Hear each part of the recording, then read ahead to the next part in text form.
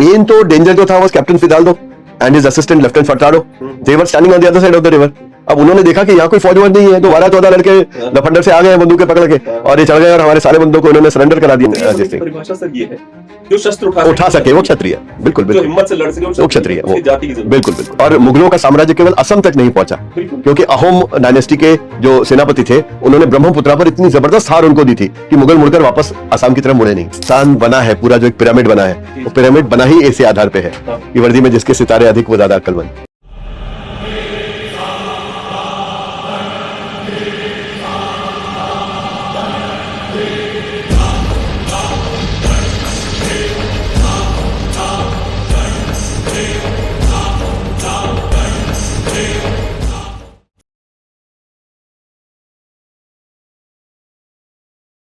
दोस्तों हमारे साथ नीलेश कुलकर्णी जी है, जिन्होंने बहुत ही शानदार किताब लिखी है, इसका नाम है uprising, the liberation of Dadra and Nagar Haveli. ऐसा सब्जेक्ट जो बहुत कम ही टच हुआ है अभी तक, कोई इसकी बात नहीं करता। वैसे हमारे देश में इतिहास की बात कोई नहीं करता, क्योंकि एक अजीब सा इतिहास हमने पढ़ा है और हम उसी पे फंसे हुए हैं, अटके हुए हैं। मेरा सबसे पहला सवाल नीलेश सर आपसे यही है, मैंने जो सवाल लिखे मैं वही पूछूंगा। मुझे थोड़ा सा डर लग रहा है, क्योंकि अधिकतर मुझे वो सवाल पता होते हैं जो लोग पूछने वाले हैं, आपके केस में मुझे पता ही नहीं है। तो एनीवेज, ईमानदारी के साथ सवाल और ईमानदारी के साथ जवाब होंगे तो मजा ही आएगा। क्या नेहरू जी दादरा और नागर हवेली के भारत में विलय के पक्ष में थे? उन्होंने उसके बारे में बहुत कुछ नहीं किया। जब आप कहते हैं पक्ष में थे या नहीं थे, ये आप एक वैल्यू जजमेंट ले रहे हैं।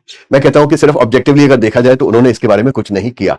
उन्होंने कुछ इसलिए नहीं किया कि उस समय की जो भौगोलिक परिस्थिति और विश्व की परिस्थिति थी, उसके आधार पर पुर्तगालियों के खिलाफ, जो दादरा नगर हवेली गोवा दमन दीव के ऊपर आधिपत्य जिनका था, उनके खिलाफ जाना नेहरू जी को सही नहीं लगा, क्योंकि पुर्तगाल नाटो का एक हिस्सा था और नेटो का ये एक जो फाउंडेशन थी वो यही थी कि अगर नेटो के किसी भी देश पर किसी बाहर के देश का हमला होगा तो वो सारे देश मिलकर उस हमले का बदला निकालने के लिए उन पर प्रति हमला करेंगे। तो नेहरू जी को तब ऐसा लगा था कि हमारा देश अभी अभी आजाद हुआ है और हमारे पास शायद इतनी शक्ति नहीं है कि हम नेटो के एक मेंबर कंट्री के ऊपर हम लोग अटैक कर सके, तो इसीलिए उन्होंने वो हमला नहीं किया। लेकिन उन्होंने संसद में एक बयान दिया जिसमें उन्होंने ये कहा, समथिंग टू द इफेक्ट, मैं एग्जैक्ट वर्ड्स नहीं कोट कर रहा, but paraphrasing that whole thing, which is that the responsibility of freedom from the Portuguese getting freedom from the Portuguese is the responsibility of the people living in the territories occupied them, and India will have nothing to do with it. Neither the Indian government nor the Indian people will have anything to do with it. मतलब एक stroke में आपने उन सबको ये बता दिया कि इंडियन तो आप कोई नहीं, अब हम इंडियन हैं और हम आपको आजाद करने के लिए कोई मदद नहीं करेंगे, जो करना है आपको करना है। लेकिन उनका ये जो बयान था वो पूरे देश में गूंजा और उसके कारण बहुत सारे लोगों को बहुत सारा जोश आया कि ये हमारे बंधु हैं जो उस इलाके में हमारे भारत के हैं, हम इनकी मदद नहीं कर रहे, हमारी सरकार मदद नहीं कर रही। तो ये जो मेरी कहानी के जो मुख्य पात्र हैं, इन सब लोगों ने अलग अलग और फिर मिलकर ये सोचा कि अगर भारत सरकार पुर्तगालियों को भगाकर इन इलाकों के हमारे बंधुओं को आजाद करने का काम नहीं करेगी तो उसे हम करेंगे। उसी से पूरी कहानी शुरू होती है। तीन मुख्य पात्र कौन थे आपके हिसाब से? तीन लोग अगर आप नाम लेना हो, वैसे तो बड़े सारे लोग हैं, बहुत लोग हैं। हाँ, गोदावरी परोलेकर है, लेकिन बिल्कुल सबका अपना योगदान है। लेकिन जो योद्धा थे, उन योद्धाओं में अगर आप नाम लेना चाहेंगे तो इसमें प्रमुख से तीन गुट थे जो लड़े। एक गुट पंजाब महाराष्ट्र का था, पुणे का था, जो राष्ट्रीय स्वयंसेवक संघ के स्वयंसेवक थे। उन सब स्वयंसेवकों के एक तरह से कहा जाए तो कप्तान थे एक राजाभाऊ वाकणकर। ये सारे जितने 10-12 स्वयंसेवक थे पुणे के, ये सारे के सारे बहुत साधारण परिवारों से थे। कोई भी ऐसा नहीं था कि जिसके पीछे बहुत सारी धन दौलत हो, संपत्ति हो, कोई पावर हो या किसी सरकार में कोई कनेक्शन हो। बहुत मामूली लोग थे ये लोग सारे। इनके नेता थे राजाभाऊ वाकणकर। जो गुट आया था गोवा से, वो था आजाद गोमांतक दल। आजाद गोमांतक दल गोवा कांग्रेस से टूट के बना था। जिस तरह नेताजी के बीच में और गांधी जी के बीच में मतभेद हुए थे कि सशस्त्र क्रांति होनी चाहिए या शांतिपूर्ण तरीके से होनी चाहिए, उसी तरह वहां भी मतभेद हुए और जो लोग टूट के अलग गोवा कांग्रेस से हुए उन्होंने आजाद गोमांतक दल बनाया। तो आजाद गोमांतक दल के अध्यक्ष थे तो विश्वनाथ लवांदे, लेकिन उनके जो कप्तान थे सबसे डेयर डेविल थे नहीं कहना चाहिए, वो हैं, वो अब भी गोवा में रहते हैं। He was the next IGP, और वो जब पंजाब में इंसर्जेंसी थी तो उस time he was one of the main people behind putting that insurgency down. तो बहुत ही डेयर डेविल किस्म के आदमी। He was mister Prabhakar Senari. और एक ऐसा नाम लूंगा, गोदावरी में पारोलेकर, मोहम्मद रफी, सुधीर फड़के, ये नाम सारे जुड़े हैं, लेकिन एक नाम महत्वपूर्ण है विच इज जेत्रुबाइन घूम। जेत्रुबाइन घूम एक ऐसा नाम है जो किसी ने इतिहास में कहीं पढ़ा ही नहीं है। ये वहां के जो वर्गली ट्राइबल्स थे, कोंकणा डोंडिया ट्राइबल्स थी, उनकी नेता थी। और आखिर की जो लड़ाई हुई जिसमें पुर्तगालियों को आखिरी शिकस्त देकर उनको भारत से भगाया गया, उसमें उनका भी बहुत बड़ा योगदान रहा। तो अगर आप कहते हैं तो गोदावरी भाई पारोलेकर, Lata Mangeshkar, Mohammad Rafi, Sudhir Phadke, Baba Saheb Purandare, so many others, लेकिन प्राइमरीली राजाभाऊ वाकणकर, प्रभाकर सेनारी और लास्ट में जेत्रुबाइन घूम। नहीं, मैं ये जानना चाहूंगा आपसे कि जो फ्रेंच, ब्रिटिश और डच या पोर्टुगीज है आपस में बहुत लड़ते थे, पर आपस में इनकी सोच कम ही टकराई हुई, इतना इन्होंने लोकल्स को यूज करा कि लोकल एक दूसरे को मारना चाहते, क्या चक्कर था? अगर देखा जाए तो ये जो हम लड़ाई जिसकी हम बात इस किताब में कर रहे हैं, जी, जी। उसमें हमारे तरफ से 22 या 23, 25 बच्चे लड़े थे और उनकी तरफ से 375 पुर्तगाली सैनिक जो फुली आर्म्ड थे। लेकिन इनमें पुर्तगाली डिसेंट के केवल 3 ही थे, बाकी 372 भारतीय थे जो उनके लिए काम कर रहे थे। तो ऐसा हम क्यों करते थे? सिर्फ हम उन लोगों को ही क्यों सोचे जो उनकी सेना में भर्ती होते थे? उन राजा महाराजाओं को, नवाबों को और खान बहादुरों को क्यों ना सोचे, जो अपने अपने सेनाएं होने के बावजूद भी अपनी सेना को पूरी तरह से कभी मुगलों के कभी अंग्रेजों के आगे सरेंडर करा के उनकी तरफ से जिनका प्रयोग करते थे। तो ये शायद मानसिकता की कहीं कमी रही हो, कहीं ना कहीं शायद भारत हमारा एक है और हम भारतीय हैं, इसकी शायद हो सकता है कि उस समय बहुत ज्यादा एक अवेयरनेस ही ना रही हो। मतलब जयपुर का आदमी अपने को जयपुरी ही समझता था, जोधपुर का राजा अपने को जोधपुरी ही समझता था। ये सारे मिलकर एक भारतवर्ष की शायद परिकल्पना इनकी बुद्धि में थी नहीं, इसलिए सब लोग अलग अलग सोचते थे कि जहां तक हमारे ग्रुप का, हमारे स्टेट का, हमारे छोटे से इलाके का फायदा हो रहा है तो हम वो काम कर लेते हैं। क्योंकि देखिए सालों से आधिपत्य रहा। आप पूछेंगे जब बाहर से मुगल आए, तुर्क आए, तो उनकी सेनाओं में क्या सारे के सारे वो वहां से लोग लेके आए थे? वो भी तो हमारे यहीं के लोग काम करते थे उनके लिए, कई बार धर्म परिवर्तन कर भी करते थे। वो क्यों करते थे? क्योंकि ये एक ऐतिहासिक रूप में शायद आदत पड़ गई थी कि जो भी वहां शीर्षस्थ होगा हमें तो भैया उसके साथ ही काम करना है। और लोग पिछले 11 सालों में करंट जो सरकार है उसने कितने लोगों को अपनी फेवर में कन्वर्ट कर लिया, और लोग सवाल उठाते हैं कि मुगलों के टाइम पे मुसलमान कैसे बन गए तुम? अरे यार 10 साल में लोग बदल जा रहे हैं, 300 400 साल में क्यों नहीं बदले? बिल्कुल बिल्कुल बिल्कुल। और देखिए उस समय उनकी क्या परिस्थिति रही होगी। देखिए इतिहास जो है ना वो बाद में बहुत सुहावना लगता है सुनने में। जी, जी। जैसे मतलब दूसरी तरीके से डॉक्टर्स लोग बोलते हैं कि पोस्टमार्टम ऑलवेज राइट, क्योंकि बाद में आप बैठ के जब चीरफाड़ एक डेड बॉडी पे करते हैं तो बहुत आसानी का जना इसको तो पेनक्रिया का कैंसर था, और जो सर्जन उस समय ऑपरेट कर रहा है अंडर डायनेमिक कंडीशंस, सिर्फ वो जानता है वो किस प्रेशर में और किस तरीके से उस पर्सन की जान बचाने की कोशिश कर रहा है। लाइक जो कन्वर्ट हुए तो उनके ऊपर उस समय के क्या दबाव थे? सारे के सारे ऐसे तो नहीं थे कि जिनको तुरंत ही खान बहादुर की उपाधि मिल गई हो या कोई 500 की सेना का अधिपत्य मिल गया हो। नीचे के लेवल के भी तो सारे थे ना। वो किस प्रेशर के अंडर हुए, किस परिस्थिति में हुए, मेरे ख्याल से शायद हमें जज करने का अधिकार नहीं है। मुझे एक बात बताइए कि आपने जो शुरुआत पहला चैप्टर एक्सपेंशन 1776 से 1783 तक लिखा, जी जी जी, उसमें दिमाग में 2 थॉट थे। एक, हमारे राजा महाराजा संभाजी इस तरह से उनकी कुर्बानी हुई, उसने अगले 100-200 सालों तक सबको एक करके रखा यार, अगर इधर जाओगे क्योंकि वो आदमी हमारे लिए कुर्बानी दी। लेकिन उसके बाद फिर राघव जैसे लोग आ गए मार्केट, ये कहां से पतन चालू होता है? मैं समझ नहीं पाता हूँ बार-बार। ये जो वितुष्ट था मराठा इतिहास अगर आप उठा के देखेंगे तो शायद तभी से शुरू हो गया था। संभाजी महाराज के जो वध हुआ उनका, उसके बाद ही शुरू हो गया था। बिकॉज उसके बाद 2 गद्दियां बढ़ गई थी, कोल्हापुर की गद्दी और वध नहीं, हम हत्या कहेंगे, हत्या शब्द शायद ज्यादा अप्रोप्रिएट रहेगा। तो brutally murdered is what I should have used, अगर मैं अंग्रेजी में इस्तेमाल करता तो शायद ये कहता। तो उस समय भी सतारा की गद्दी और कोल्हापुर की गद्दी, 2 गद्दियां तभी अलग हुई थी क्योंकि राजाराम महाराज जो थे, छोटे बंधु थे संभाजी महाराज के, उनकी जो पत्नी, वो तो बीमार रहते थे, उनकी पत्नी जो ताराबाई थी, ताराबाई ने सबसे पहले मुगलों के खिलाफ लड़ाई जारी रखी। कुछ किले जो मुगलों ने उस समय ले लिए थे संभाजी महाराज की हत्या करने के बाद, वो उन्होंने वापस लिए और वापस लेके मराठों के साम्राज्य को थोड़ा सा एक पर्टिकुलर लेवल तक पहुंचाया।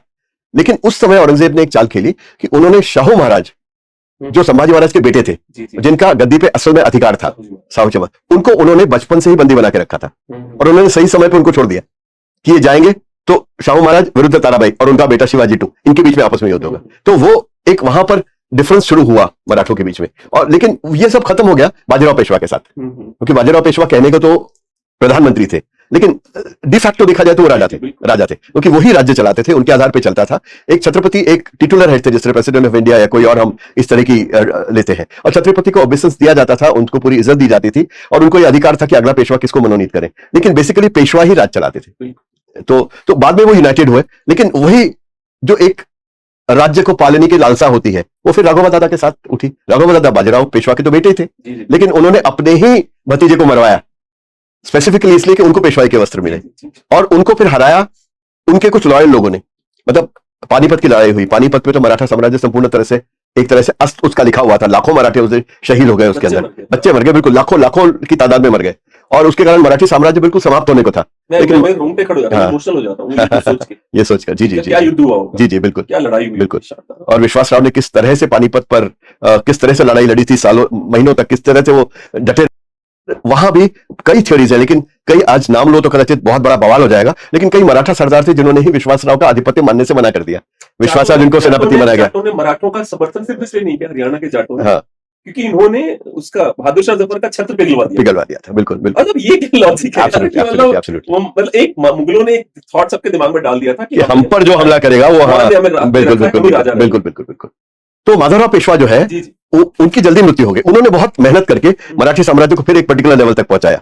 उनकी मृत्यु होने पे उनके बेटे नारायण राव गद्दी पर बैठे और राघवा दादा ने क्लेम किया उसके ऊपर गद्दी पे, और उनको मरवाया और कुछ दिनों के लिए खुद वस्त्र धारण किए पेशवाई के। लेकिन नारायण राव के जो कुछ लॉयल सरदार थे, बार भाई करके उन्होंने एक संस्थान बनाया, बार भाई कारस्थान बोलते हैं उसको, मतलब 12 जनों ने, 12 भाइयों ने मिलकर उन्होंने क्या बनाया कि ये गलत है, एक चाचा का एक भतीजे को मारना गलत है, और उसका जो सही तरीके से उत्तराधिकारी है उसकी जगह उनका गद्दी लेना गलत है। तब उन्होंने जो है वो उनके छोटे बेटे को गद्दी पर बिठाया और राघवा दादा को हराया। लेकिन राघवा दादा ऐसा काटा था तो सलता रहा मराठी साम्राज्य पर हमेशा। कभी वो अंग्रेजों में जाके मिल गए, कभी पुर्तगालियों को जाके मिल गए, क्योंकि बाजीराव पेशवा के बेटे थे और उन्होंने इज्जत दी उसको। मतलब प्रतिबद्ध था वही फर्स्ट एंग्लो मराठा वॉर के बाद अंग्रेजों ने राघवा दादा वापस कर दिए थे मराठों को। मराठों ने उन पर किसी प्रकार का बदला लेने की जगह उनको हाथ जोड़कर माफिया मांगी उनसे, और उनसे कहा कि राघवा दादा आप हमारे लिए पूज्य हो और आप कृपया हस्तक्षेप ना करें राजनीति में, बाकी आपको जैसा चाहिए वो आपको हर चीज मिल जाएगी। और तुरंत जाके पुर्तगालियों से मिल गए। और पुर्तगालियों को देखिए उसी से ये सारी बात चलती है कि पुर्तगाली जो थे उनके पास थे राघवा दादा, और उनसे जो लॉयल थे कुछ सरदार, इधर से थे अंग्रेज और दक्षिण से था निजाम। तो मराठी साम्राज्य जब एक छोटे बच्चे के नीचे हाथ के अंदर था, उस समय तीनों तरफ से उस पर दबाव डाला जा रहा था। उसी समय उन पुर्तगालियों ने चाल चली कि उनका एक जहाज था संताना, जो संताना जहाज 5 वर्ष पूर्व धनोजी घोलप ने पकड़ा था, जो मराठाओं के एडमिरल हुआ करते थे। उन्होंने उसका कॉम्पेंसेशन का एक दावा ठोक दिया उनके ऊपर। मतलब 5 साल कुछ नहीं बोले, 5 साल बाद सडनली आके बोले कि भाई वो हमें तो इतना पैसा चाहिए, इतनी जगह चाहिए, इतना ये चाहिए, इतना वो चाहिए, इतना सब देंगे, जानते हुए कि इस समय मराठी साम्राज्य के पास पैसा नहीं है और वो 3 जगह पर लड़ने की शक्ति नहीं रखते। और इसी चीज को देखते हुए जो उस समय पेशवाओं के जो एडवाइजर्स थे उन्होंने सारों ने मिलकर विचार किया कि इनके साथ लड़ना ठीक नहीं, तो उनके साथ एक संधि कर ली। उनको कुछ टीकवुड दिया, उनको कुछ पैसे दिए, और ये दादरा नगर हवेली जिसकी हम अभी बात कर रहे हैं, इसके 72 गांव का महसूल वसूलने का उनको अधिकार दिया, ताकि उस अधिकार में से वो अपने नुकसान भरपाई कर सके। तो this is how actually Dadra Nagar Haveli के 72 गांव ने पास्ड इनटू पोर्चुगीज कंट्रोल। मैं एक बात बोलता हूँ, जो महसूल वसूलने की बात आप जी, आप कॉफी पीते रहो, मैं थोड़ा बोलता रहता हूँ।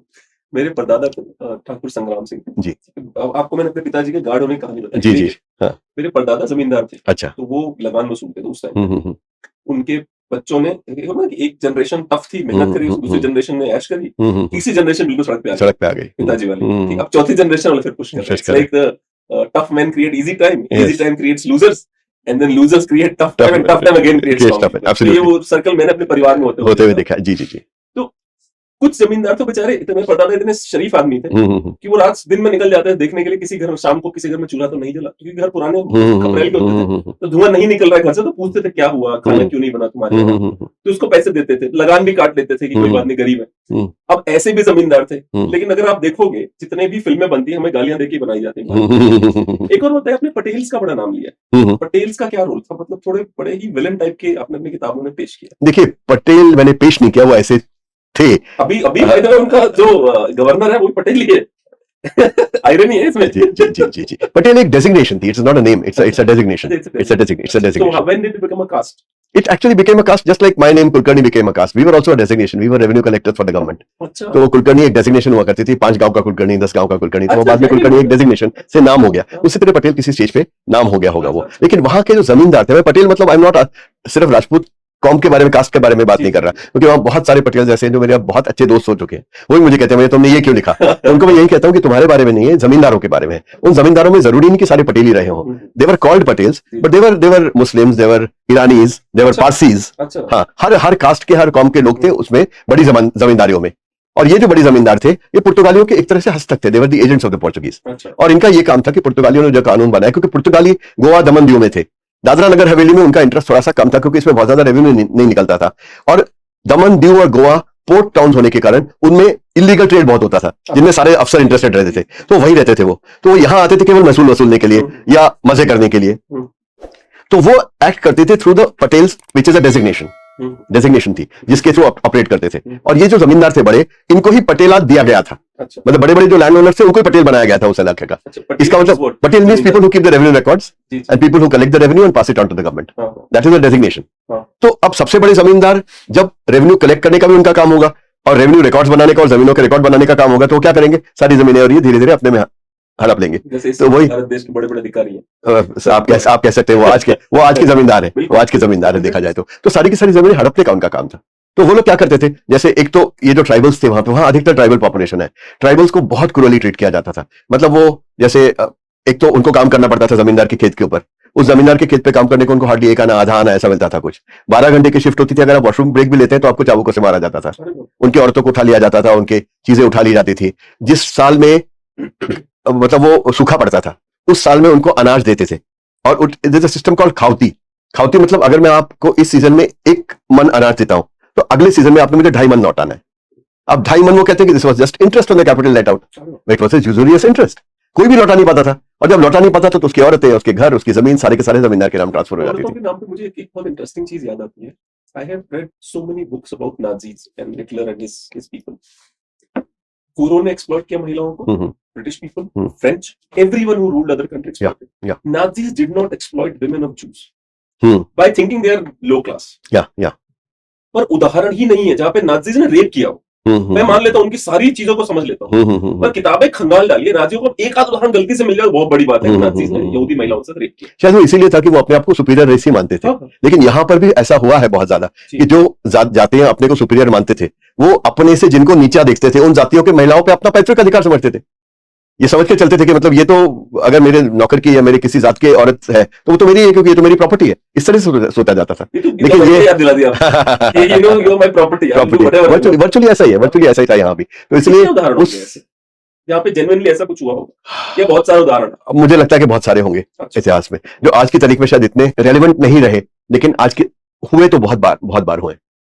लेकिन हर बार होता था ऐसा भी नहीं है, क्योंकि जैसे शिवाजी महाराज का जो हमारे महाराष्ट्र में जो उदाहरण है वो तो एक इतना ज्वलंत उदाहरण है कि उनके यहाँ मुस्लिम, उनके तोपखाने के जो इंचार्ज थे वो मुस्लिम थे, और उनके जो कारवार एब्सोल्युटली उनके टाइम बिल्कुल मतलब दर्शन ही हो जाए हमारे दूर से तो हम गदगद हो जाए कि जिस तरह से उन्होंने राज चलाया और सब किसी को बराबरी का दर्जा दिया। तो उनका जो मावड़े थे, वो Mawde was basically a Kshatriya caste, but they were drawn from all castes actually.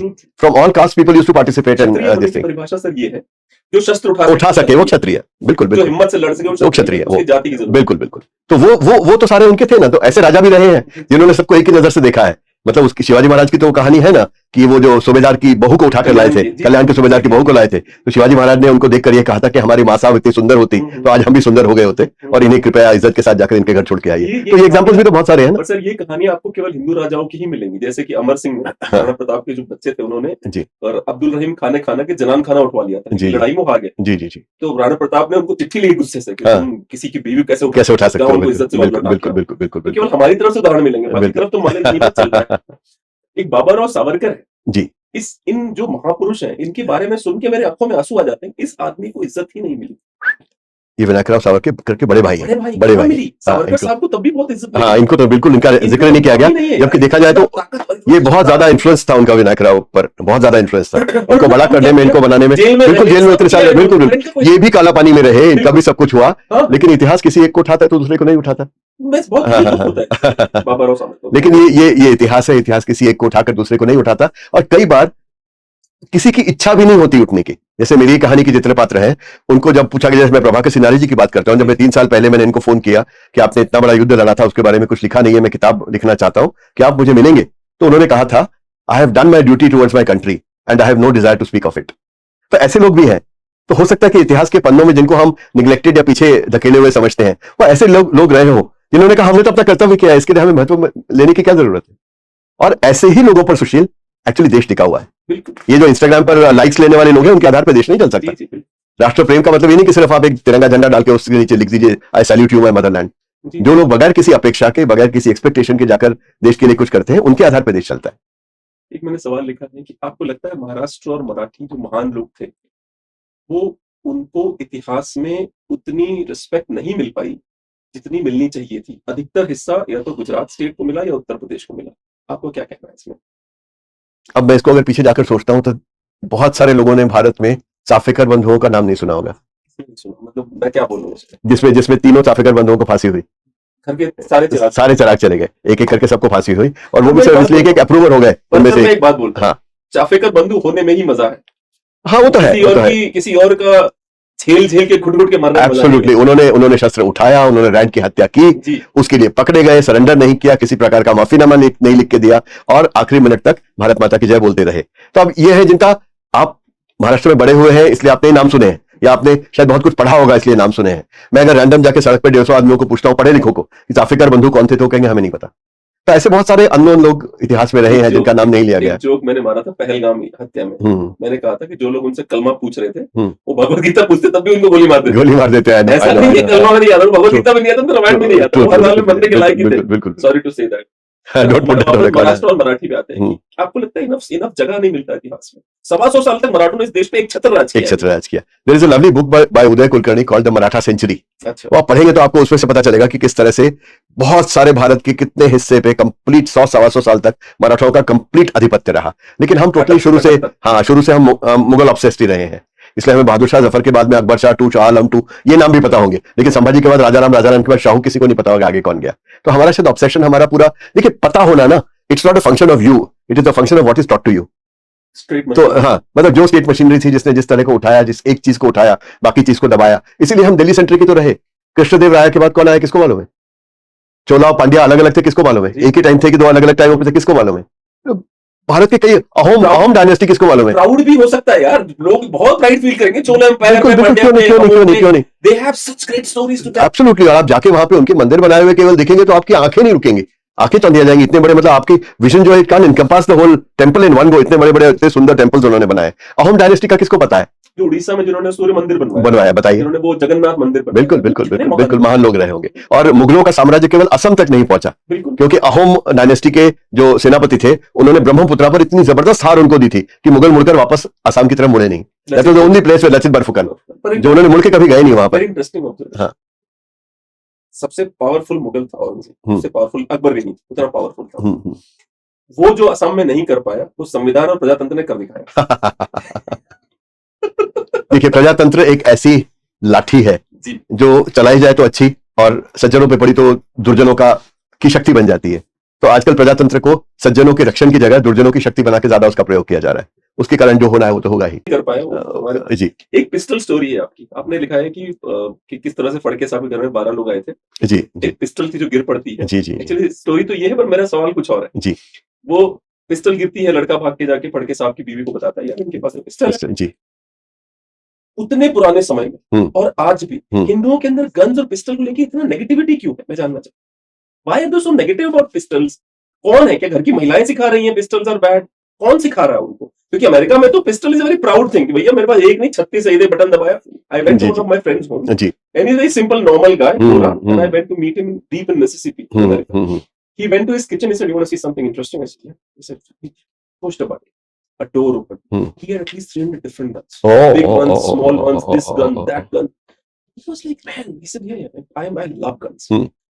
भाई भारत देश में हम हिंदुओं में, विशेष रूप से हिंदुओं में इतना क्यों नेगेटिव? ये आज की तारीख में है, पहले दिनों में नहीं था। क्या हर राजपूत घर में तलवार नहीं रहती थी? अभी भी मेरे पास होती, मैंने कहा ना, जी है ना, हर राजपूत घर में तलवार नहीं रहती थी। उसके बाद क्या बंदूक तान के नहीं चलते थे? आज भी बुंदेलखंड में आप निकल जाए तो क्या सब लोग बंदूक तान के नहीं चलते? तो ये था, लेकिन कहीं ना कहीं अहिंसा का इतना बड़ा जोर चला कि उस अहिंसा के जो आंधी आई, उसने इसको एक नेगेटिव परसेप्शन दे दिया पूरा, कि अगर सुभाष चंद्र बोस ने बंदूक उठाई देश को आजाद करने के लिए, तो कहीं ना कहीं हम ये सोचने पे बाध्य हो गए हैं कि उनका जो कंट्रीब्यूशन था वो शायद अहिंसावादी लोगों से कम था।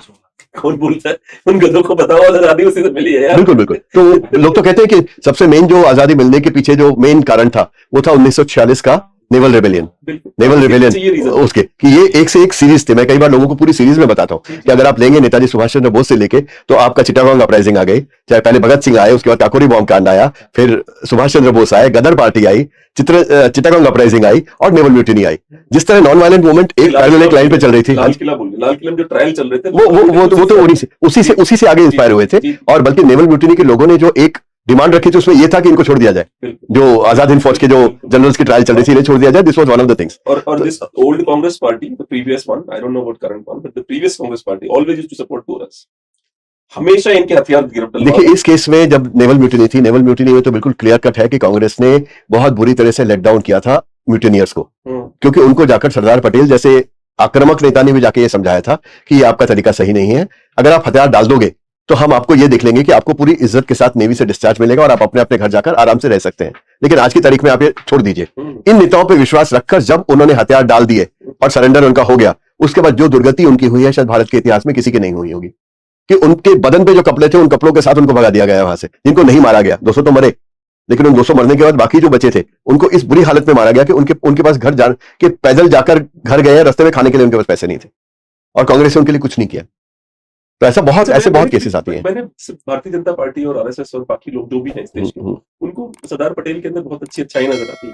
मैंने उनकी जीवनी कई अलग अलग राइटर से पढ़ ली, मुझे मजा नहीं आया आज तक। आई डोंट नो क्यों। एक राम मनोहर लोहिया जी, उनका क्या कंट्रीब्यूशन था? गोवा में तो डेफिनेटली था जी, लेकिन दादरा और नगर हवेली में क्या? दादरा नगर हवेली में डायरेक्टली कुछ नहीं था, उनका गोवा में कंट्रीब्यूशन था, और वो गोवा में गए थे केवल आराम करने के लिए क्योंकि उनकी तबीयत खराब थी। अच्छा। लेकिन वहां जाकर जब उन्होंने वातावरण देखा तो उन्होंने देखा कि यहाँ की जो गोवा कांग्रेस एक तरह से मॉर्बेंड हो गई है, बहुत ज्यादा दब गई है पुर्तगालियों के आधिपत्य के अंदर, और इनको जीवित करना आवश्यक है। इसलिए वहां पर उन्होंने कुछ रैलीज की थी, उनको अरेस्ट भी किया गया था, और उन रैलीज में जो उन्होंने भाषण दिए थे, उन भाषणों के आधार पर क्रांतिकारियों की या इवन अहिंसा में विश्वास रखकर प्रोटेस्ट करने वालों की एक पूरी पीढ़ी जन्मी। अच्छा। तो हमारे जो प्रभाकर सिनारी, जो मैंने आपको बताया कि कप्तान थे गोवा, एक तरह से मुख्य थे या सबसे डेयर डेविल थे, वो इसी में से निकले थे। क्योंकि जब राम मनोहर लोहिया जी वहां पर आए और भाषण देने लगे तो इनके एक गुरु थे सदानंद मड़ापट, उन्होंने कहा कि हम बच्चे सब मिलके, बच्चे स्कूल के लेके, और हम लोग नारे लगाते हैं राम मनोहर लोहिया जिंदाबाद के। तो उन्होंने 12-14 साल के बच्चों को इकट्ठा किया। प्रभाकर सिनारी तब 13-14 साल के रहे होंगे, और ये लोग केवल सड़क पर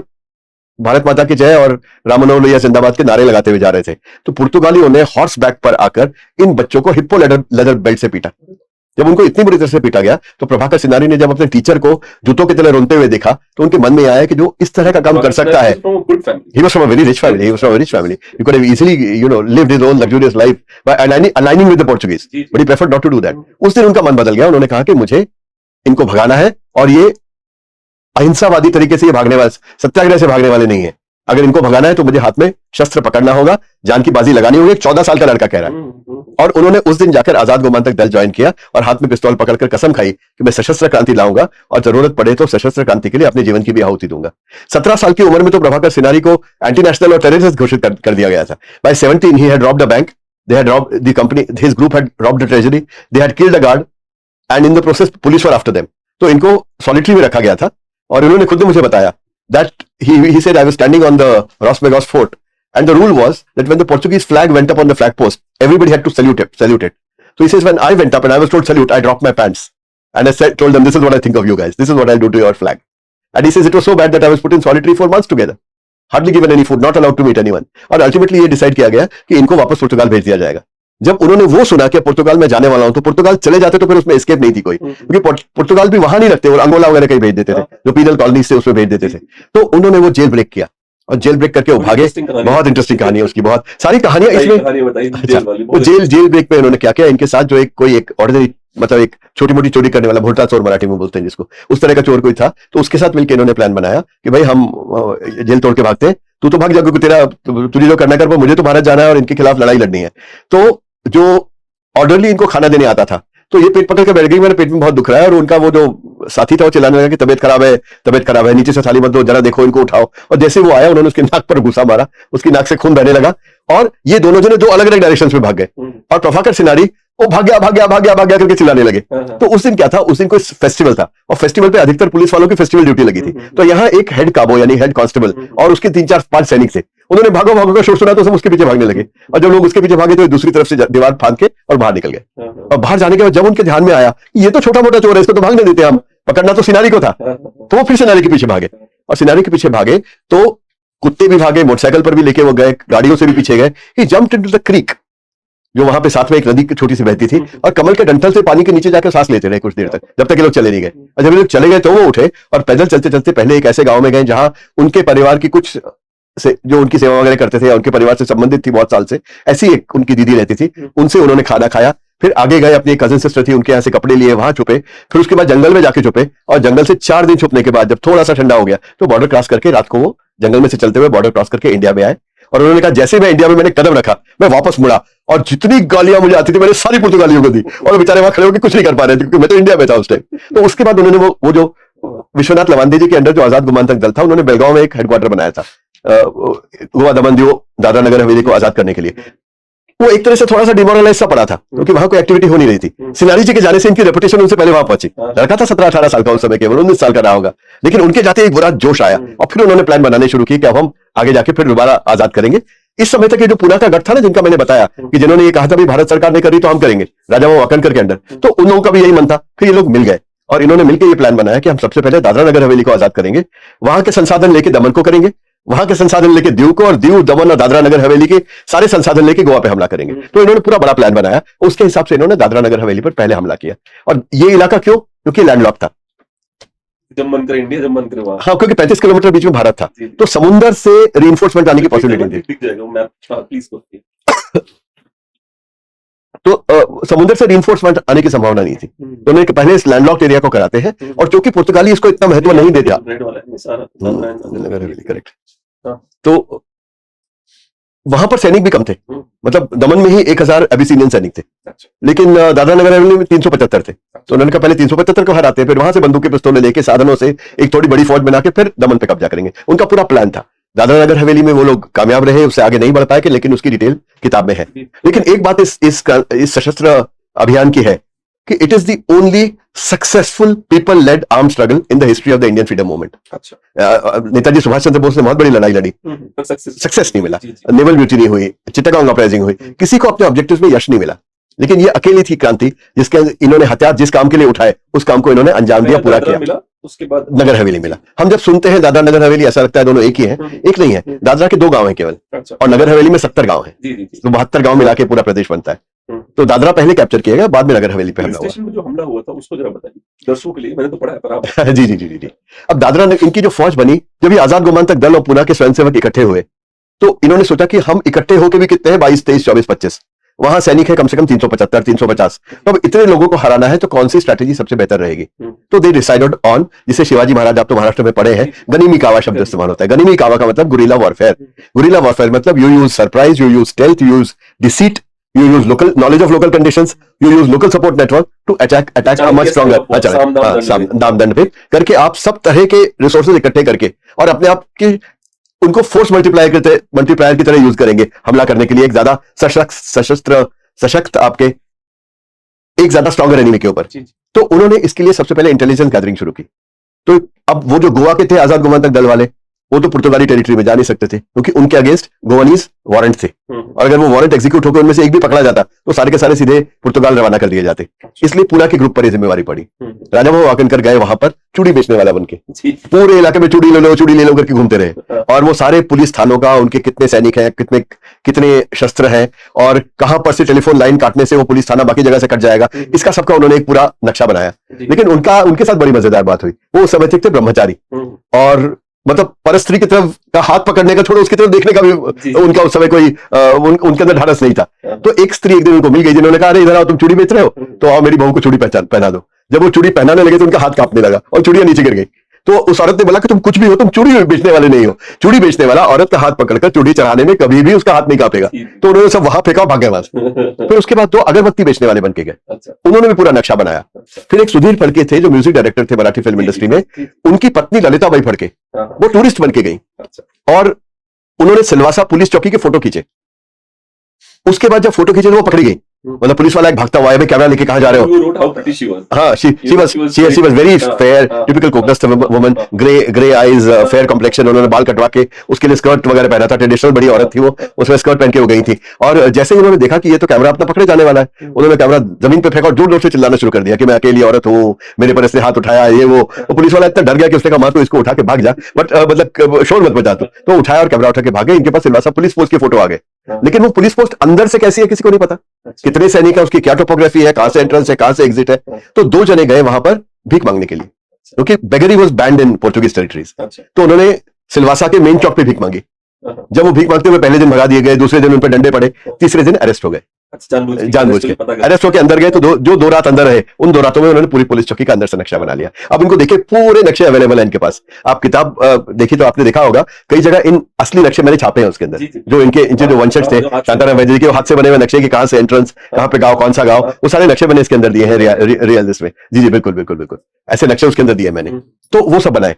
फिर सुधीर फड़के जी ने और ललिता फड़के जी ने वहां एक भजन संध्या की, दादरा नगर हवेली की बॉर्डर पे लवाचा नाम से एक जगह पर, अच्छा। और भजन संध्या में जो प्रमुख वहां के दादरा नगर हवेली के जो लोग थे उनको बुलाया और भजन संध्या के बाद उनको बताया कि हम कुछ करने वाले हैं पुर्तगालियों के खिलाफ, क्या आप हमारा साथ देंगे? कुछ लोग उनमें से भी मानने हो गए।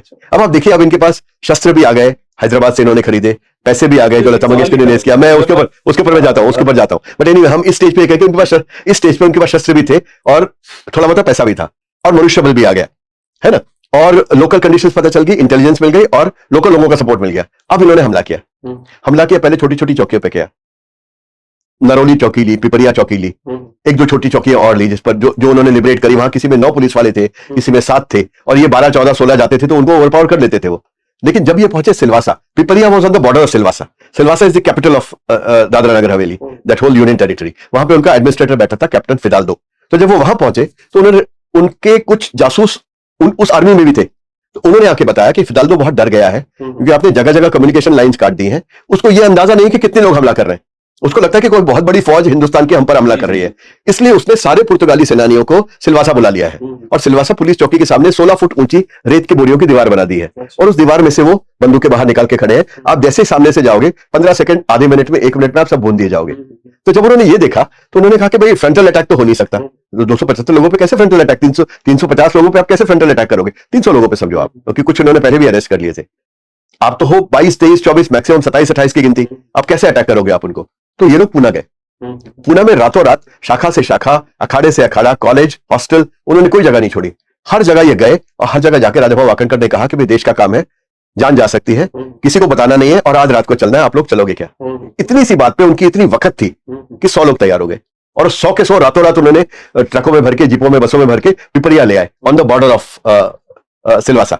और अब सवाल यह है कि ये 100 आ तो गए, आता तो इनको कुछ भी नहीं, उनको तलवार भी नहीं किसी ने उठाई, कोई डंडा लेके आया, कोई किचन नाइफ लेके आया, कोई किसी बस कुछ भी नहीं है। अब इनका इस्तेमाल कैसे किया जाए?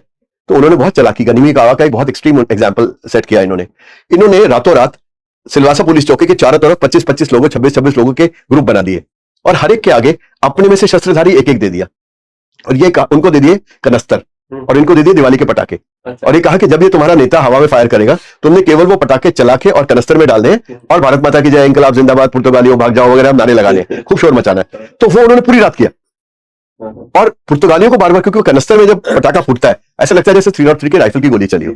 अब ये पुर्तगाली कैप्टन अंदर अपने 250-300 लोग लेके बैठा है, लेकिन वो कहता है मेरे आगे इतनी बड़ी फौज है जिसके पास इतना असला है कि पूरी रात हवा में फायर कर रही है, यानी देखिए कितनी मजबूत फौज आई है। तो वो डर गया और डर के वो अपने 175 सबसे बढ़िया लोग लेके, पीछे दमन गंगा बहती थी उसकी परली साइड जाके खड़ा हो गया और यहाँ 75 लोग छोड़ दिए। अब वो तो वैसे ही बेचारे डिमोरलाइज कि भाई हमारा नेता तो भाग गया, हम ही रह गए मरने के लिए, ये सारी फौज आएगी तो क्या होगा।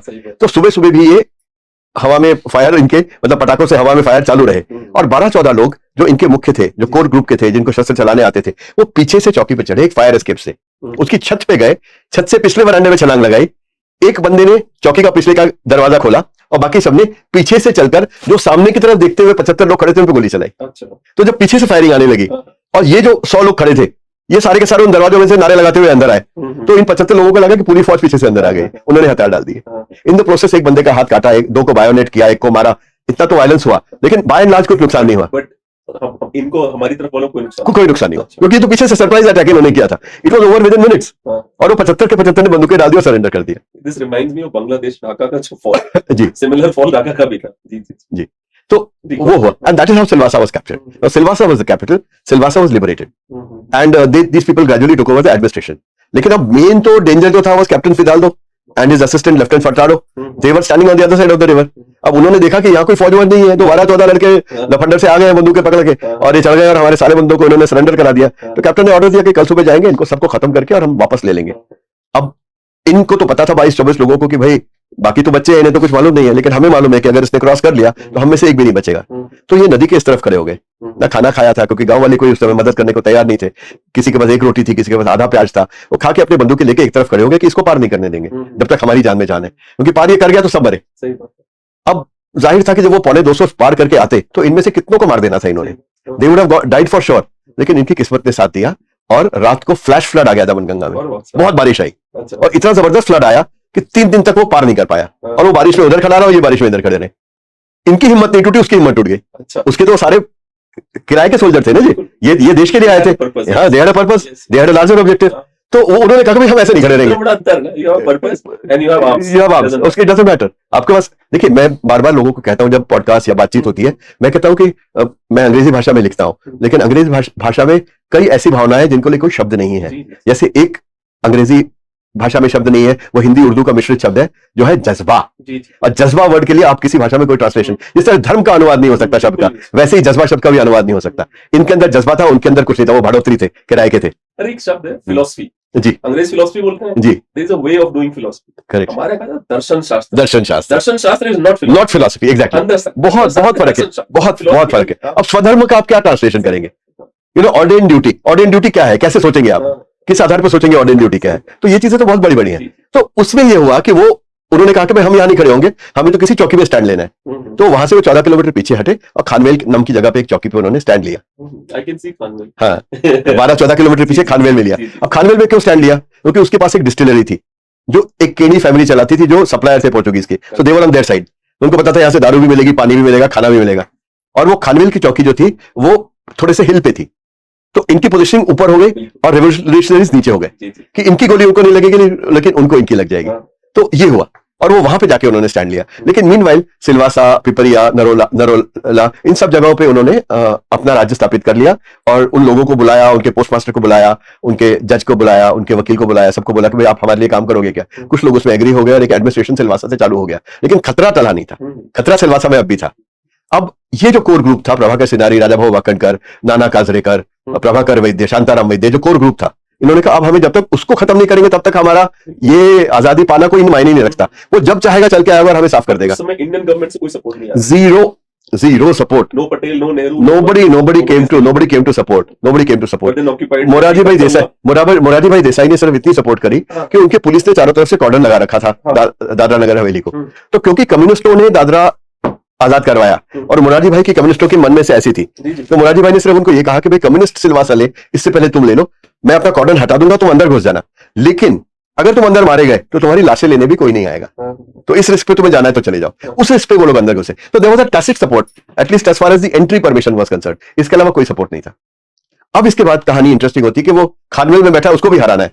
तो ये दो हमारे मेन कैरेक्टर्स प्रभाकर सिनारी और Rajabhau Wakankar along with support troop 22-23 लोगों ने उन 175 लोगों को जो उस खानवेल में थे चेज किया। अब बहादुरी की पराकाष्ठा देखिए आप, 175 है फुली आर्म्ड और 22-23 खुले मैदान में उनके पीछे जा रहे हैं और उनके खानवेल पुलिस पोस्ट को सराउंड करके चारों तरफ से उस पर फायर कर रहे हैं। अच्छा, अब जबकि इनके पास आर्म्स भी लिमिटेड है, लोग भी लिमिटेड है और वो ऊपर से कर रहे हैं। लेकिन एक रात तक जब ये लड़ाई चली तो उन्होंने देखा कि ये लड़ाई अपन जीत नहीं सकते, क्योंकि वो ऊपर है, हम नीचे हैं। कभी तो हमारी एमिनिशन खत्म होगी, जिस दिन खत्म होगी वो आके हमको खा जाएंगे। तो इसलिए नाना काजरेकर उनमें से जो एक थे, वो गए जेतरूबेन घूम के पास, जिनका मैंने पहले जिक्र किया था। वो वहां की ट्राइबल एक तरह से क्वीन थी। अब ये ट्राइबल्स जो थे ना, इनका मनोबल टूटा हुआ था बहुत बुरी तरह से, कि एक तो कई सालों तक पुर्तगालियों ने इन पे राज किया था। एक मिनट, ट्राइबल क्वीन आपने बोला, हाँ। और हमें बार बार यकीन दिलवाया जाता है कि महिलाओं की बड़ी हालत खराब थी हमारे देश में, उन पर बहुत अत्याचार किए जाते हैं। इस केस में तो जेतरूबेन घूम तो इतनी स्ट्रांग पर्सनालिटी थी कि अहिल्याबाई बोलते हैं। हाँ, आप किसी को बहुत है। जी। अगर आप मुस्लिम में भी लेते हैं तो रजिया सुल्तान क्या कम ताकतवर थी, वो तो एक बहुत बड़ी एडमिनिस्ट्रेटर, बहुत बड़ी होकर गई है। बार बार हमें यकीन दिलवाया जाता है। बिल्कुल हालत खराब नहीं थी, वो तो उतनी सशक्त थी, मतलब जितनी कोई और भी किसी देश की। बल्कि मैं तो कहता हूँ महिलाओं को हमने सबसे पहले वोट का अधिकार दिया, उसके कई साल बाद तो अमेरिका में मिला। हमें तो पहले दिन से अधिकार महिलाओं को था, बराबर का अधिकार था उनको वोट देने का। तो हम कई मामलों में हम महिलाओं को अधिकार देने में कई बहुत फॉरवर्ड रहे हैं compare to all other countries. तो वो जेतरूबेन घूम के पास गए। अब जेतरूबेन घूम इतनी स्ट्रांग पर्सनालिटी थी कि जब पुर्तगालियों का राज था तब भी अगर खानवेल पुलिस चौकी में जाने पर उनका पुलिस अफसर उठकर सैल्यूट नहीं करता था तो लात मार के उसकी कुर्सी गिरा देती थी। इतने उसके अंदर दम था, उसके अंदर जज्बा था वो। लेकिन बाकी ट्राइबल्स का मनोबल टूटा हुआ था, क्योंकि ये ट्राइबल्स ने गोदावरी में पारोलेकर, जिनका आपने पहले जिक्र किया, कम्युनिस्ट नेता थी, उनके अंडर इन्होंने भी एक फौज बनाई थी, जिन्होंने यूनाइटेड गोवंस के साथ मिलकर, जो एक लेफ्टिस्ट ऑर्गेनाइजेशन थी, दादरा लिबरेट किया और वो कुछ गांव में घुसाए थे उस तरफ से। लेकिन जब ये कैप्टन रिट्रीट कर रहा था सिलवासा से खानवेल, तो इनका आपस में एक जगह सामना हुआ। उन्होंने इनको चैलेंज किया, ट्राइबल्स ने कम्युनिस्ट के अंडर। और कैप्टन जो था ये एरोगेंट थे, क्योंकि ये ट्राइबल्स को तो इंसान ही नहीं समझते थे। ये क्या है, लगाओ मशीन गन, उड़ा दो इनको। तो इनके 3 मशीन गन लगा के इन पर फायर किया गया, उसके कारण उनके कई लोग मर गए। प्रोबेबली सब मशीन गन्स थी बोलते हैं उनको। तो उस समय वो फायर किया गया उनपे और वो लोग उनके काफी हताहत हुए। तो ट्राइबल्स हार के बिखर गए थे। तो उस रात को नाना काजरेकर ने और जेतरूबेन घूम ने, जेतरूबेन माइंड घोड़े पे चलती थी, वो घोड़ा था उसके पास, उसमें घोड़े थे। इसने एक घोड़ा नाना को दिया और एक घोड़ा खुद दिया और घोड़े से गांव टू गांव गए और हर एक गांव जाके कहा कि एक बार तो अपनी जो हार हो गई, आज फिर मौका है। अगर आज इसको भगा दिया तो जीवन भर की आजादी, और आज नहीं भगाया तो जीवन भर की गुलामी, चलो निकल के आओ। उसकी आवाज पर हर गांव में से लोग निकल निकल के आए। कोई कट्टा लेके आया, कोई तीर कमान लेके आया, कोई लाइसेंस राइफल लेके आया, और ऐसे 100-150 ट्राइबल निकल आए। और इन ट्राइबल्स ने इनके साथ मिलकर उस पुलिस चौकी को सराउंड किया और उसमें गोलियां मारी।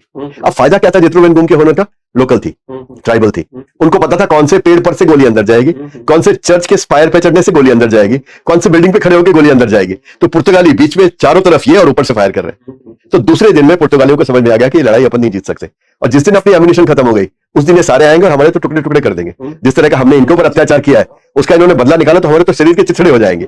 ये सब जानने के बाद पुर्तगालियों ने सरेंडर करने का प्रपोजल दिया, और अल्टीमेटली एक मीडिएटर आया और उन्होंने मिलकर पुर्तगालियों को सरेंडर करा के भारत में ले जाके अरेस्ट करा दिया, and entire Dadra Nagar Haveli was free.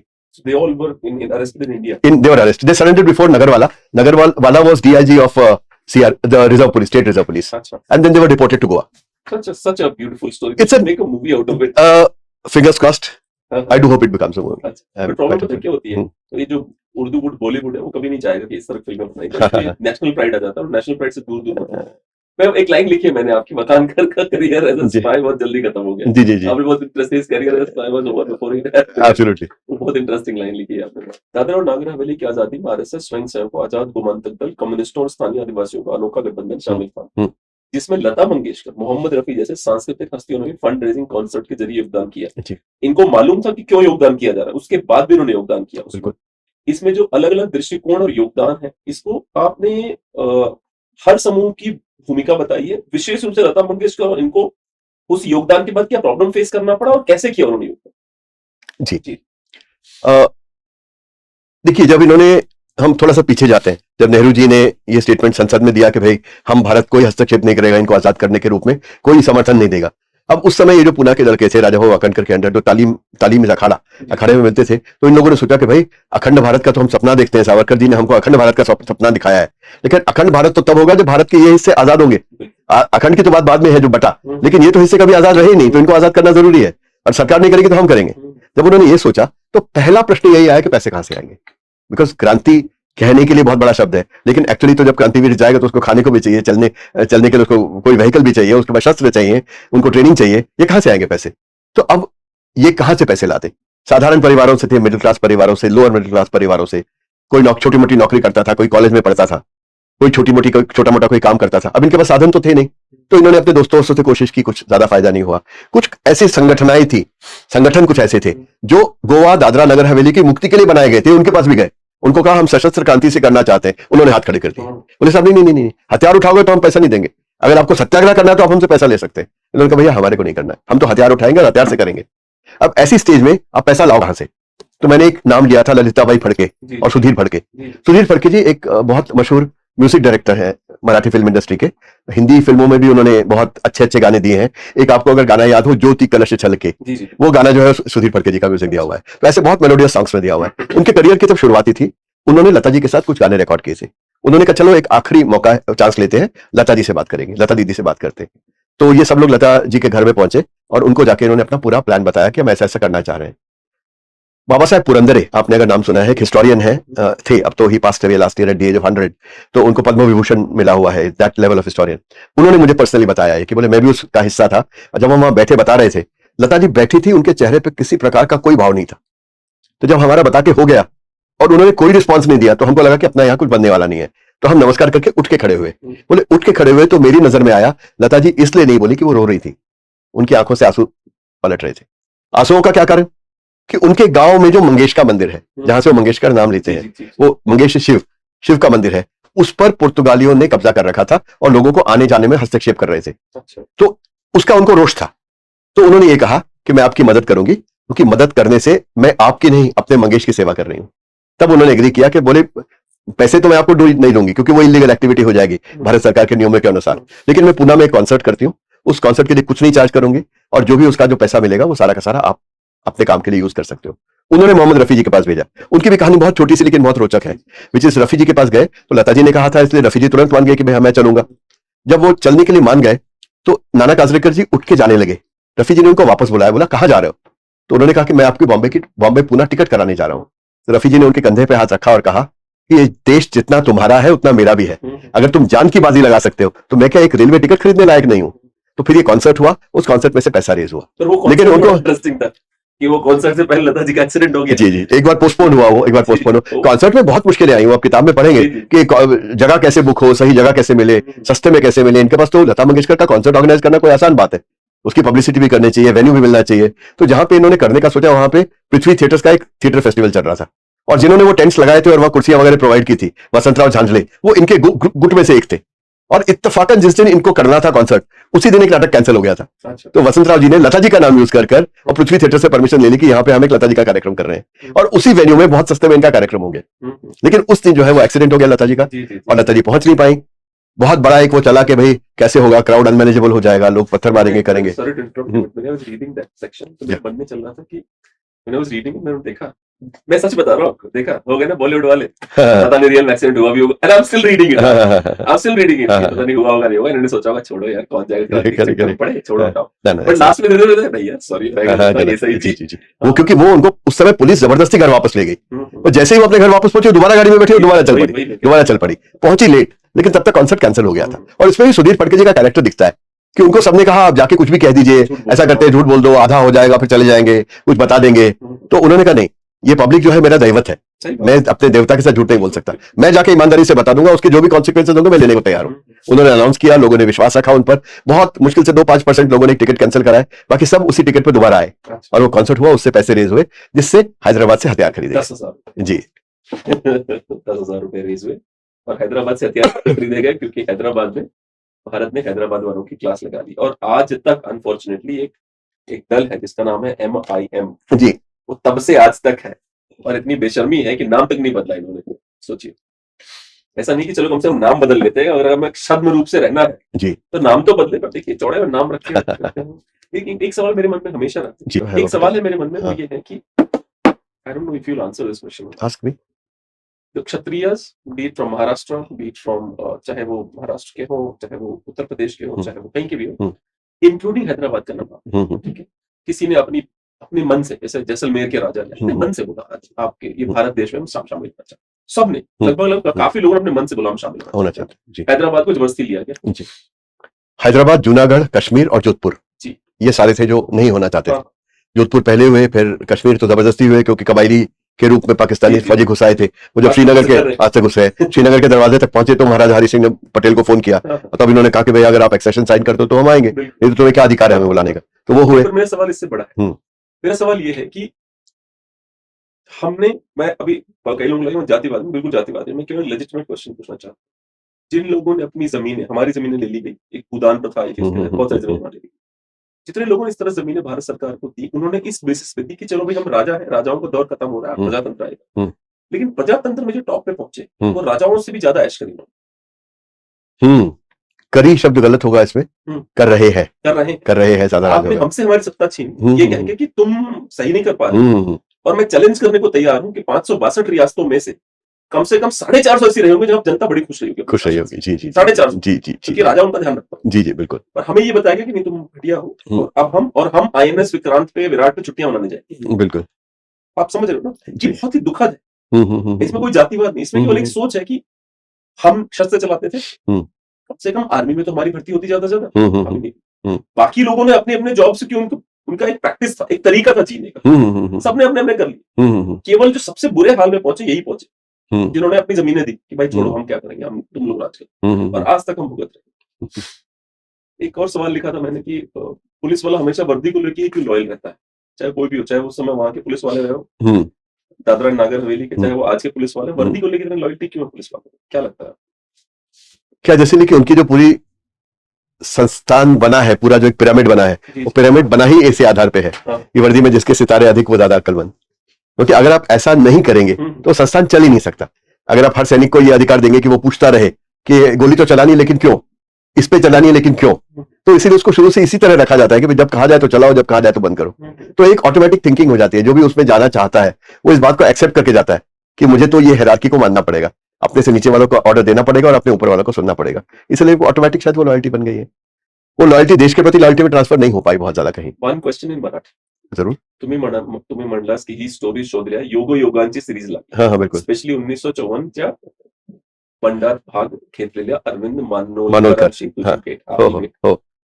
आपण आम्हाला सांगू शकतो की त्या रॅन्डम भेटीने आपल्या लेखक म्हणूनच्या इमोशनल आणि इंटेलेक्च्युअल जर्नीला कसं शेप दिलं? याच्यात मराठी किती आलं? इमोशनल आणि इंटेलेक्च्युअल जर्नीला कसं शेप दिलं म्हणजे मराठी काय त्याच्यामध्ये? तेवढं बोललो मी, तेवढं टाकलं त्याच्यामध्ये. क्रियापद फक्त तेवढी आली, बाकी शब्द सगळे इंग्रजीचे आले त्याच्यामध्ये. हा. Because of my training in English, Huh. especially in the call center stuff. I think in English and then I write in other languages. That's I know it happens. unfortunate. Please, let's go ahead. Yeah. मराठीत उत्तर दूं? नहीं हिंदी में जवाब दूं? आपने मतलब पहले सबसे पहले मुझे इस प्रश्न का अनुवाद करना पड़ेगा, विच इज के अरविंद मनोलकर जी मुझे मिले और उनके मिलने का जो योगायोग था, उस योगायोग से ये पुस्तक बनी. तो जिसे थोड़ा सा पार्श्वभूमि बताना देखने वालों को जरूरी होगा कि मैं अपनी पुस्तक जो है in the footsteps of Ram travels with the Ramayana, इसके लिए नासिक जा रहा था. और नासिक में मुझे ट्रेन से जाना अच्छा लगता है. मुझे हवाई जहाज जो है ना एक पाइप सा लगता है जिसके अंदर आपको जबरदस्ती ठूस दिया गया और जा रहे हैं. ट्रेन में कैसे आप घूम रहे हो, खा रहे हो, पी रहे हो, गप मार रहे हो, बड़ा मजा आता है मुझे उसमें. तो हम लोग ट्रेन में जा रहे थे और सेकंड एसी में इस तरफ मैं और मेरी पत्नी बैठे थे, उस तरफ एक बुजुर्ग आदमी और उनके बेटे बैठे थे. That man must have been 80s at that time. Marathi बोल रहे थे. तो हमने उनसे बातचीत की कि भाई आप भी मराठी, हम भी मराठी बात करते हैं. तो मैंने उस लड़के से पूछा कि आपके पिताजी, आप दिल्ली से आए हो तो क्या करने आए थे? तो बोले साहब होम मिनिस्टर साहब से मिलने गए थे. मैंने कहा किस लिए? तो बोले मेरे पिताजी आजादी के युद्ध में इन्होंने भाग लिया था. तो मैंने उनको ये कहा कि आप गांधी जी के साथ थे. तो बड़ा मजेदार उसमें है, उन्होंने कहा गांधी, मेरे पिताजी ने तो बंदूक उठाई थी. तो मैंने पूछा बंदूक कहाँ उठाई? मतलब नेताजी सुभाष चंद्र बोस के तो टाइम हो नहीं सकता क्योंकि टाइम पहले चला गया. भगत सिंह का हो नहीं सकता. ये क्या नेवल म्यूटिनी में थे 46 में? वो भी बड़ी मुश्किल लग रहा है, लेकिन क्या कहता नहीं है, दादरा नगर हवेली के संग्राम में इन्होंने बंदूक उठाई थी. और माइंड यू मनोहर का काका उन 12 लोगों में से थे जो पीछे से चढ़ के गए थे ऊपर सिलवासा की पुलिस चौकी में पहला हमला करने के लिए. उनमें वो एक थे, उनमें एक थे. तो तब उन्होंने मुझे पूरी कहानी सुनाई और इस कहानी से मेरे को इतना मैं प्रभावित हुआ. मैंने उनसे पूछा इस पर कुछ लिखा गया है? तो बोले हमने 1-2 आर्टिकल छापे हैं और एक सुविनियर निकाला है, उसमें कुछ थोड़ा सा लिखा है, लेकिन इससे ज्यादा कुछ लिखा हुआ नहीं है. तो मैंने उनको तुरंत बोला, मैंने कहा मैं लेखक हूं और मैं इसकी पुस्तक बनाना चाहता हूं. तो फिर मैं इनके लोगों के पीछे लगा और करीब 2.5 साल की रिसर्च के बाद ये पुस्तक निकलकर अल्टीमेटली बाहर आई. तो मेरे पे क्या उसका असर पड़ा? मुझे कुछ ऐसे लोगों से मिलने का मौका मिला जो बिल्कुल सेल्फलेस थे. इन लोगों ने वहां लड़ाई करी और जिस दिन खानवेल खत्म हुआ 15 अगस्त को 1954 को आकर एक विक्ट्री मार्च हुआ सिलवासा के अंदर. उस विक्ट्री मार्च में सबने भाग लिया, एक बहुत बड़ा जुलूस निकला and it was declared independent. उसके बाद ये सारे के सारे शाम को अपने अपने बक्से उठाए और बगैर वहां से कुछ लिए अपने अपनी लाइफ में वापस चले गए. देखिए आज की तारीख में एक अगर म्युनिसिपल काउंसिलर की कुर्सी मिल जाती है तो उसको छुड़वाते आपकी हालत खराब हो जाती है. इंसान छोड़ के राजी नहीं होता. इनको तो एक पूरा राज मिला था, लेकिन उस पूरे राज से हाथ धो के चले गए. हमारा कर्तव्य यही तक का था, इसके बाद हमारा काम नहीं है. केवल हिंदुइज्म देता है. ये बिल्कुल ठीक है. ये जिस तरह के समर्थन, जिस तरह का जिसका समर्थन, मतलब इसका ये कि बिल्कुल समर्पण से काम करना है जो करना है. तो सारे वापस चले गए. मुझे ऐसे जो लोग ये जो मिले ना कि जो मुझे ये कहते हैं कि I have done my duty towards my country and I have no desire to talk about it, इन लोगों ने मुझे बहुत प्रभावित किया कि अभी भी लोग ऐसे हैं जो केवल कर्तव्य, देशभक्ति ये समझकर काम करते हैं बिना किसी लालसा के. बल्कि इनको तो बहुत सालों तक फ्रीडम फाइटर का तकमा नहीं मिला था. ये जब जाते थे कांग्रेस के राज में और कहते थे कि हम लोग, ये तो गए ही नहीं. एक तो पहली बात ये तो गए ही नहीं, क्योंकि इनको जब भी कहा गया आप फ्रीडम फाइटर में अपना नाम रजिस्टर कराइए तो इन लोगों ने पूछा कि क्या होगा. बोले पेंशन मिलेगी, टिकट मिलेगा रेलवे का, ये वो. तो इन्होंने कहा इसलिए थोड़ी गए थे, हम तो देश के लिए गए थे, इस सब की क्या जरूरत है. लेकिन आखिर में जब कन्विंस हो गए तो जब इनकी फाइल गई सेंट्रल मिनिस्ट्रीज में तो इनसे पूछा गया कि आप कौन सी जेल में थे. इन्होंने कहा हम जेल में नहीं थे, हमने तो 375 लोगों को जेल में डाला था. बोले फिर आप फ्रीडम फाइटर नहीं हो. अच्छा. क्योंकि परिभाषा ये है कि जो जेल में रहा होगा, जेल का सर्टिफिकेट है तो आप फ्रीडम फाइटर हो, मैं तो नहीं. भले ही वो शानदार तरीके से बेड पे डिस्कवरी ऑफ इंडिया लिखे, कोई फर्क नहीं पड़ता. आपके पास जेल के अंदर आपने क्या किया इसका किसी से कोई संबंध नहीं है. जेल का सर्टिफिकेट आपके पास है कि आप इतने दिन जेल में थे तो आप फ्रीडम फाइटर हो. तो इनको फ्रीडम फाइटर का दर्जा नहीं मिला. ये तो जब अटल जी की सरकार आई तो पहली बार इनको रिकॉग्नाइज करके इनको दर्जा और पेंशन दी गई. तब तो ये लोग इस रिकॉग्निशन में आए कि भाई राष्ट्रपति ने इनसे मुलाकात की या प्रधानमंत्री ने इनको बुलाकर पूछा, तो इनकी इतनी तो वैलिडेशन हुई कि भाई हमने कुछ किया तो लोगों को पता है. लेकिन मैं सच में अपने आप को सुशील बहुत ब्लेस्ड मानता हूं कि मेरे हाथ में यह काम सौंपा गया ईश्वर द्वारा कि मैं इनकी इस कहानी को भारत के सामने लाऊं जो कभी नहीं आज तक आई थी.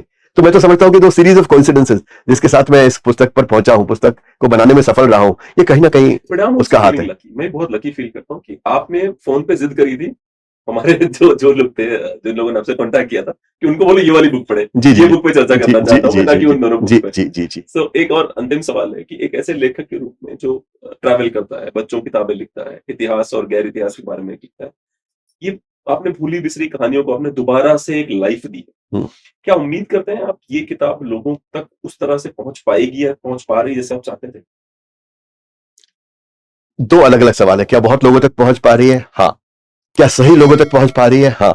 दादरा नगर हवेली में तो आप समझिए कि सबसे बड़ा मेरे लिए थैंकफुलनेस का, जॉय का मोमेंट वो रहा कि जिस दिन मैं दिल्ली में किताब इंडिया इंटरनेशनल सेंटर में रिलीज हुई, तो बुक रिलीज को वहां के कई अखबारों ने कवर किया, कुछ 27 अखबारों में उसकी न्यूज आई, तो दादरा नगर हवेली में बहुत लोगों ने उसको खरीदा और अमेजोन ने 3 दिन में डिलीवर किया। चौथे दिन सवेरे मुझे एक लड़के का लवाचा से फोन आया कि सर मैं लवाचा में रहता हूं, मैंने किताब परसों ऑर्डर की थी, कल शाम को मुझे मिली, मैंने सिर्फ उठाई और पूरी रात में उसको पढ़ता ही रह गया और सुबह मुझे रियलाइज हुआ कि मैं अपने इतिहास के बारे में कुछ भी नहीं जानता था जो आप जानते हैं, और मैंने जो है वो आपको फोन किया जानने के लिए और आपको धन्यवाद देने के लिए कि मैं जिस धरती पर खड़ा हूं, मैं क्यों खड़ा हूं, ये मुझे आज पता चला है। तो इस तरह वहां पे बहुत हुआ है। वहां के कलेक्टर ने मुझे फोन करके कहा कि I been collector of Daman for last 8 years but I didn't know something so big had happened. मतलब ये उन लोगों में बहुत अच्छी तरह पहुंची है, लेकिन क्या जनमानस तक, मतलब पूर्वी भारत में, दक्षिणी भारत में सब जगह गई है? नहीं, बाकी किताबों जितनी नहीं गई, क्योंकि कई लोगों ने नगर हवेली दादरा पढ़कर ये एक मन में वो बना लिया कि ये तो बहुत एक भारत के एक छोटे से हिस्से के बारे में है जिससे हमारा कोई लेना देना नहीं, हमको नहीं उठाएंगे। तो जिस तरह ये मेरी किताब 20-25-30 हजार कॉपियां बिकी, उस लेवल की शायद वो नहीं बिकी है, लेकिन मुझे संतुष्टि है कि जिन लोगों ने उठाई, उसने हर किसी ने उठाकर ये कहा कि ऐसी लाजवाब किताब हमने नहीं पढ़ी या बहुत अच्छी किताब पढ़ी। Thank you very much, thank you very much, thank you very much. And I hope once it becomes a web series और a movie, then the interest will be kindled again. Then the interest will be kindled again, which is what is being currently negotiated. Yeah. और बस I think we are done, और मुझे एक आपसे book sign करवानी थी। बिल्कुल बिल्कुल, बाकी 2 मैं खत्म कर लूंगा, सो आई विल जी। Call you for this one and excellent ठीक excellent, है ना। और thank you so much for coming George, Thank you, it was just a wonderful, thank you so much, great pleasure, great I pleasure. want you to keep recording this the book signing thing. Yeah, and take a few still pictures please. So he will I would like to do that also, and he will make a- yeah, thank you. he will make- yes.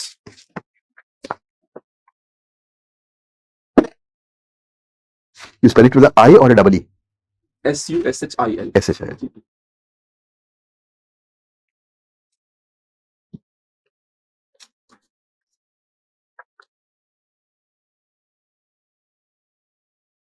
This is one.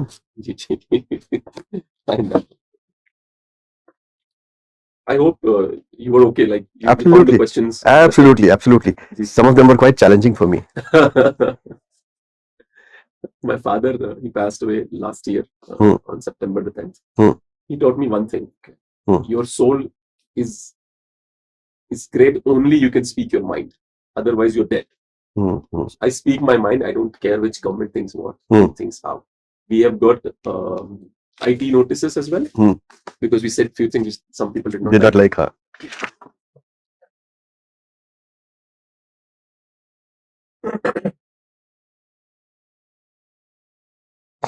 मुझे भगवत गीता का एक श्लोक याद आता है जी। भगवान कृष्ण अर्जुन से कहते हैं, हतो वा प्राप्स्यसि स्वर्गम जीत्वा भोक्ष्यसि महिम, बिल्कुल, तस्मात् उत्तिष्ठ कौन्तेय युद्धाय कृतनिश्चय।